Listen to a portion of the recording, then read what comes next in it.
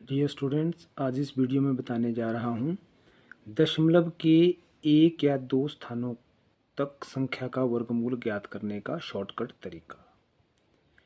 जैसे 12 का वर्गमूल ज्ञात करना है, हमें पता है 12 पूर्ण वर्ग संख्या नहीं है।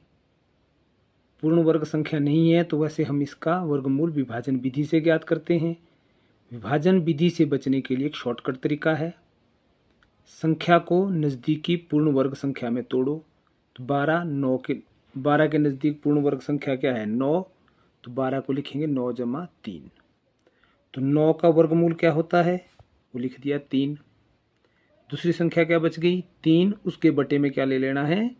पूर्ण वर्ग संख्या के वर्गमूल का दुगना। तो 3 का दुगना क्या हो गया? 6। और 3 और 6 कट गए तो काट दिए, कट कटा के आ गया 1/2। 3 जमा 1/2। 3 का 3 है, 1/2 का दशमलव रूप क्या हुआ? 0.5। 3 और 0.5 को जोड़ेंगे तो क्या आ गया? 3.5। अर्थात 12 का वर्गमूल क्या आ गया? 12 का वर्गमूल आ गया 3.5। इसी तरह से 65 का वर्गमूल ज्ञात करना है। अगर 65 पूर्ण वर्ग नहीं है तो 65 के नज़दीक पूर्ण वर्ग संख्या है 64। तो 65 को लिखेंगे 64 जमा 1 का वर्गमूल।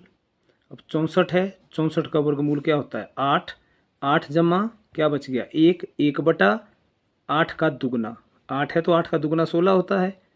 8 जमा 1/16। 1 को 16 से भाग करेंगे 0.06 आएगा। 8 और 0.6 को जमा करेंगे तो 8.06। अर्थात 65 का वर्गमूल आ गया 8.06। इसी प्रकार 63 का वर्गमूल ज्ञात करना है। 63 के नज़दीक पूर्ण वर्ग संख्या क्या है? 64। तो 64 माइनस 1 लिखेंगे। 64 का पूर्ण वर्ग क्या हो गया?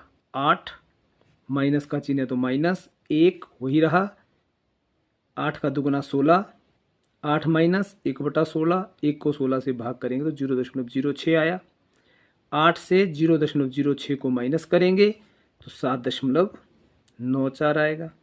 अर्थात 63 का वर्गमूल कितना हो गया? 7.94। लगभग इतना वर्गमूल आएगा किसी भी संख्या का जो पूर्ण वर्ग नहीं होगी। तो क्या करेंगे? सबसे पहले संख्या को नज़दीकी पूर्ण वर्ग में तोड़ेंगे। अगर वो छोटी है तो माइनस कर देंगे, अगर वो बड़ी है तो जमा कर देंगे। पूर्ण वर्ग का वर्गमूल निकाला, माइनस का चिन्ह है तो माइनस लगाएंगे। शेष भाग अंश में आएगा। जो पूर्ण वर्ग भाग का वर्ग